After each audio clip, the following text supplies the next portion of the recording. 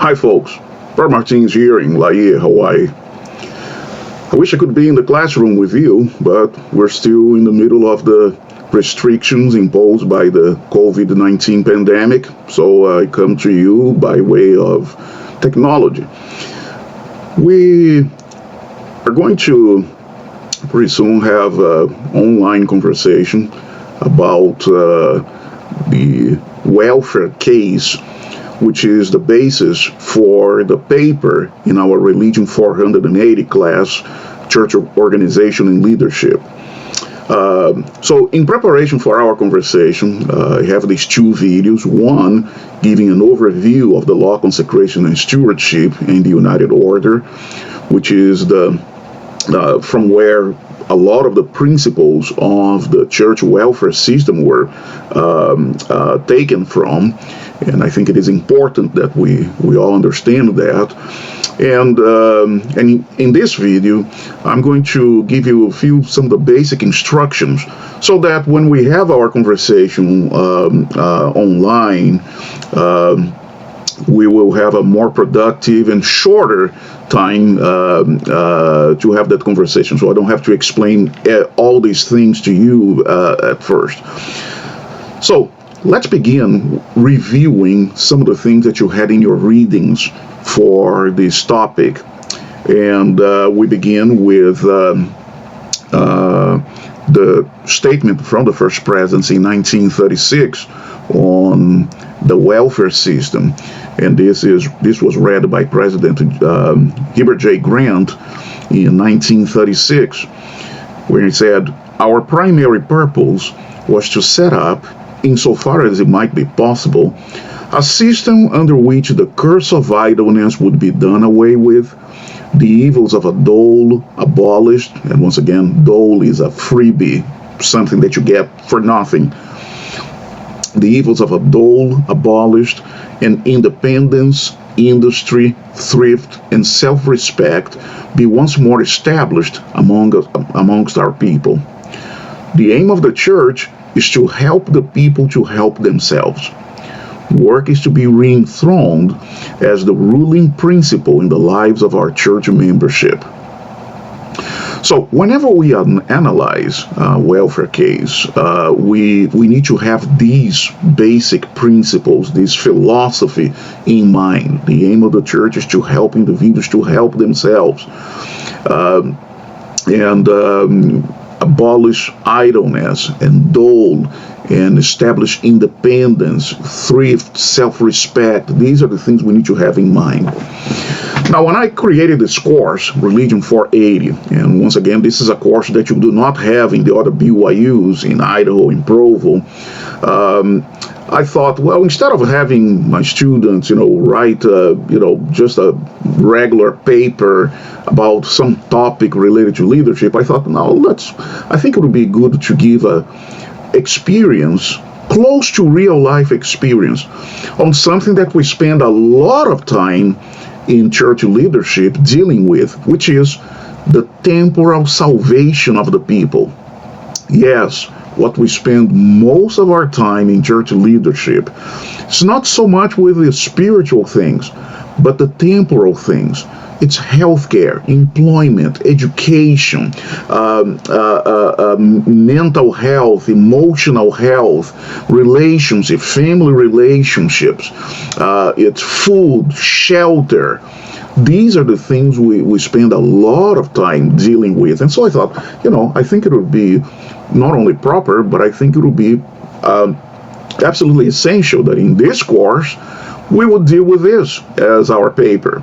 So I'm giving you a case, it's a story, very close to real life, and we're going to analyze it together. Now, how do we do that? Well, first of all, on the readings, we have a talk by President Marion G. Romney of the First Presidency many years ago. And he instructs bishops on how to minister to the poor. And these steps are, I'm taking straight from his talk. He says, number one, learn the general condition of ward members. by observation, from visiting teacher and home teacher reports, which are the ministering sisters and ministering brothers in the early 21st century, from interviews and from the whisperings of the Spirit. In this case, in our Religion 480 class, I'm giving you the story there. Okay, in this document that I've sent to you, you have the storyline. You're receiving the general condition of the person from me. Now, from President Romney, number 2, evaluate intelligently the circumstances of the individual or family needing assistance.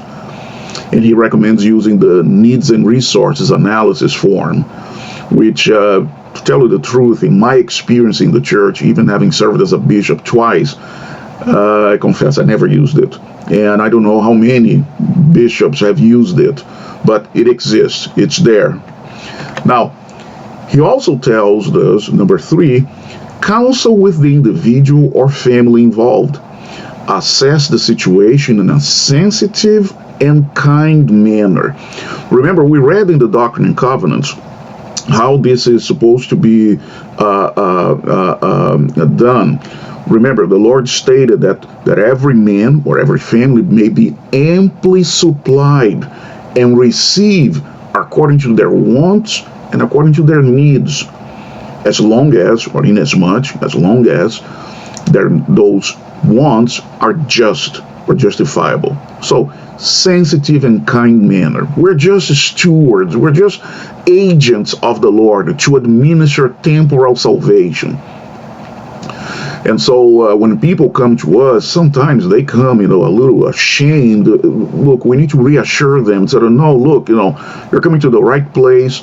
We're here. It's the Lord who made this possible to you. I, the bishop, and the Relief Society president, who assists the bishop very closely on this, we're just the Lord's agents here. Okay, we're not your bosses. Now, President Romney continues, number 4, teach the fundamentals of church welfare assistance, including self-help, family assistance, and church responsibility. Remember, the aim of the church is to help individuals help themselves, or to help families help themselves. And so the first line of defense is the family.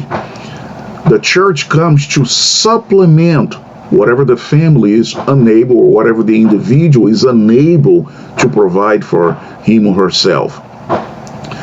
Number 5, determine if those directly involved, individual and family members and relatives, have done all they can reasonably be expected to do. Verify if they have done all that they can reasonably be expected to do. And then, number 6, the bishop should render needed assistance as led by the Spirit. Explain the nature and extent of church resources as temporary assistance. Never let the Lord's program of self-help become a dole, a freebie, a free lunch.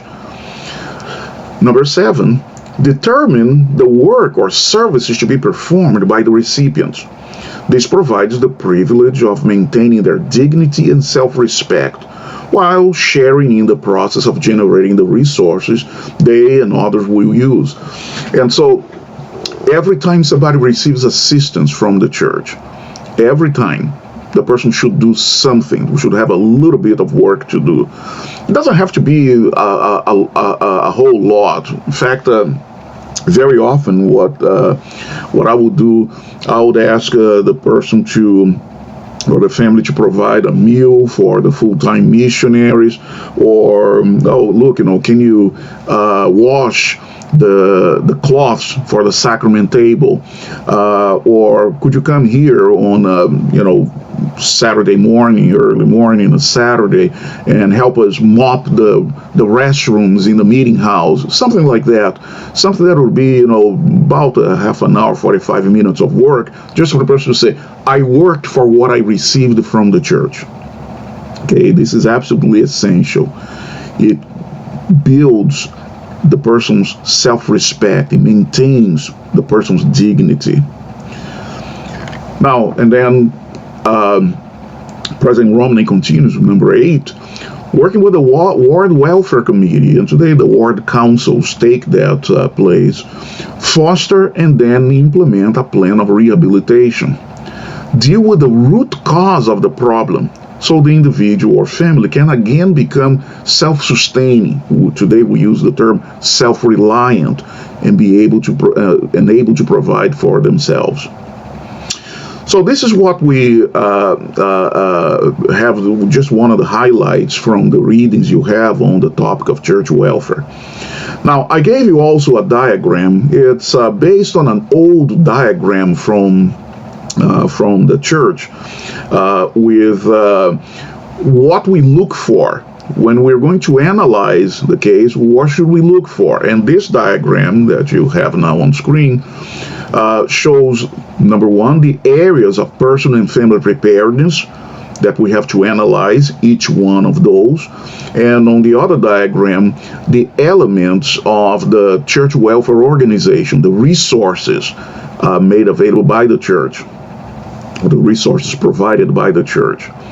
So whenever we have a case of welfare, the first thing is we go to this diagram here on areas of personal and family preparedness, and we analyze the story that we're receiving according to what's there in that story that is related to education. What is there that involves employment and health, home production, home storage, resource management, the ability of the person to manage his or her or the family resources, social and emotional strength. What do we have there that involves that?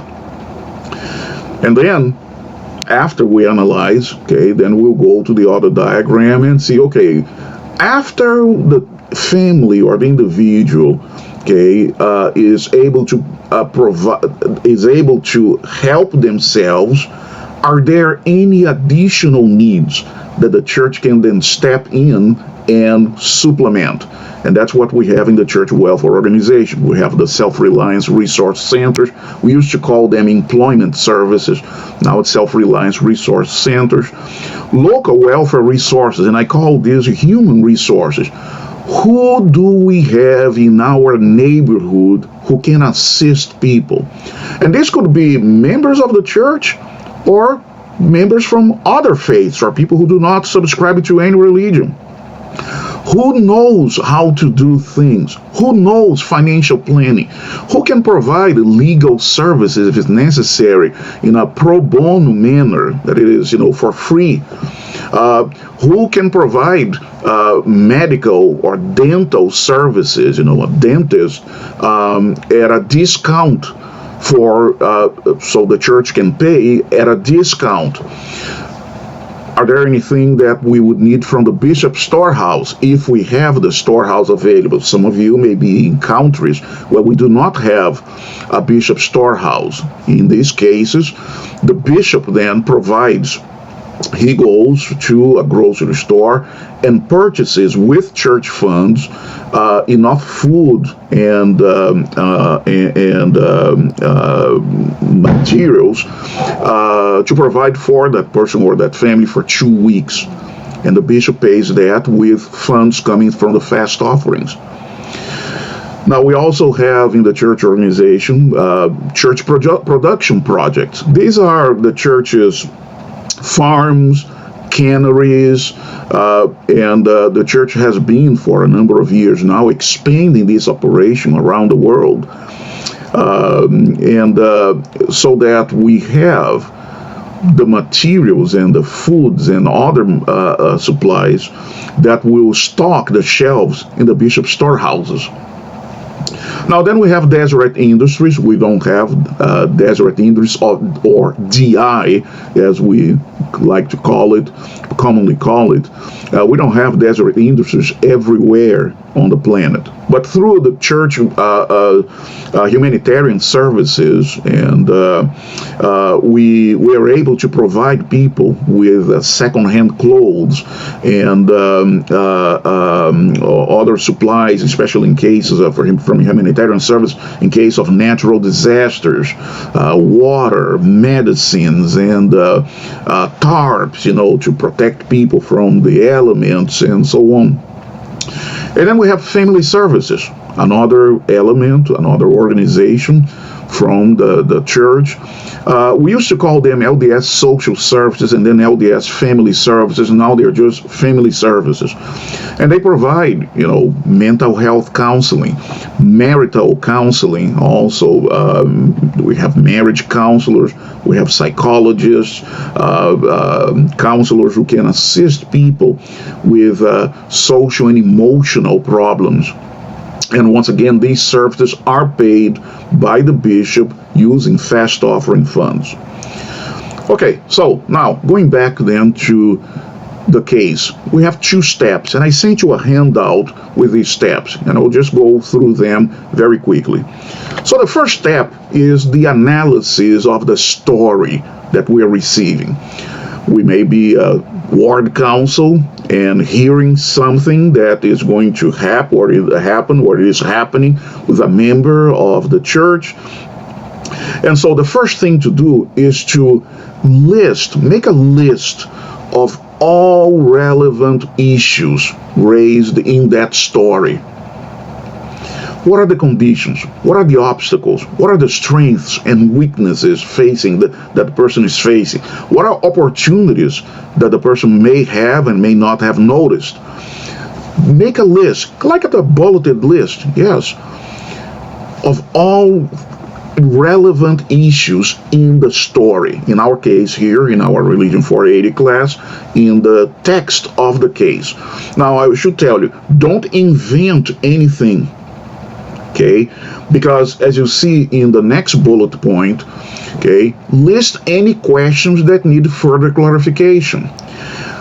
It's rare, it's really rare for us to have a case in front of us as bishoprics and ward councils or state councils, where we have all the information we need to provide some assistance. Very often, we will need additional information, additional pieces of information that have not been supplied to us. And in the paper, you're going to have them to provide this list, the list of relevant issues and the list of questions that need further clarification. And also, you need to identify who the ideal person might be to ask those questions. We're not talking about questions related to material matters. Very often, it could be the Relief Society president or with a counselor or 2 counselors in the Relief Society presidency. It doesn't have to necessarily be the bishop himself. We don't want to spread this to ministering sisters, ministering brothers, because remember, we want to keep this as much as possible a confidential matter. We don't want people in the ward, everybody knowing who is receiving assistance from the church. We don't want that. And so we will limit the number of people who have access to this information. This will be people who are going to be required to keep that confidential. So there may be questions, for example, that will be more appropriate to have a member of the Relief Society president, 2 members of the Relief Society presidency ask. If we're talking about a young person, 2 members of the Young Women's presidency to ask this young lady, and so on. And so in the paper, you're going to have to make a list of all the questions, everything in the case that is not quite clear yet. Then, once we have this list, we're going to then analyze these issues according to each area of personal and family preparedness, as we have in the diagram here. And then, according to the church philosophy, we're going to have to answer this question: what can the individual and his and her family do to remedy the situation independent of anybody else? What can they do on their own to resolve the situation? Very often they will not be able to resolve everything, and that's why they're coming to us. But let's see how far they can reasonably go. And once again, as I told you a couple of minutes ago, don't invent anything in a case. Don't invent a rich uncle, a rich grandma somewhere. If it is not written in the case, don't invent one. Okay? Now then we have the second step. After we have done all these things, okay, the next step then is to list the types of additional help the individual or the family may need. What is it that they are not able to fix or to supply by themselves on their own? And so we make another list of the things that they still need in addition to what they can do. And then, looking at the diagram here, what kinds of assistance can the church welfare system provide to supply, to supplement those needs of that individual or their family? And then the final item for your paper will be to list recommendations to the bishop, and in the case of our class, I am the bishop, okay? And you're gonna send me a memo or something. This is not your typical paper, okay? It's not your typical paper with a hypothesis and methodology. No. It's not a research paper. It can be a letter, it can be a memo, whatever form, as long as it is organized and I can understand, okay? And with good grammar as well. So list recommendations based on your analysis, based on the things that you have seen in the case, and explain how your recommendations are in harmony with the church's philosophy of welfare assistance, the things that you saw in the readings. So that's the last portion of your paper. You're gonna make your recommendations and explain. Okay, here is how this recommendation is in harmony, is in agreement with the church's philosophy of welfare assistance. Now, as I said, we're going to do this together. Okay, and so in a few days we're going to meet online. Okay, live on video. I'm going to do this a couple of times so that we can accommodate those who are far away in distant time zones around the world, and we're going to be together. We're going to simulate a very large ward council, and we're going to counsel together, going through these steps. We're going to do them together. And that's why in my instructions to you, I said, look, no, take very good notes. That's why I strongly encourage you to attend these conversations. So not only you can participate, but also you take notes, because these notes, everything that you write should be included in your paper. Yes. Everything that you write in our conversation online should be in your paper. So depending on how well you take notes, you could, at the end of our conversation, our online conversation, you could have between a third and half of your paper already just in your notes. Okay, the idea would be just to type everything in your file and clean up, flash some details, and check the grammar, and then check the grammar again, okay, and spelling, and check spelling again. Oh yes, I'm picky. Sorry, it's the age, okay. So, but once again, I'm looking forward to visiting with you, and whatever it is that wasn't very clear on this video, I will be able to explain to you again, but at least I'll be able to explain a second time, and that should help you understand very well. So, I look forward to seeing you, actually seeing you and chatting with you live, and oh my goodness, I've been waiting for this since the beginning of this online semester. So, see you in a few days. May the Lord bless you. Take care. Bye.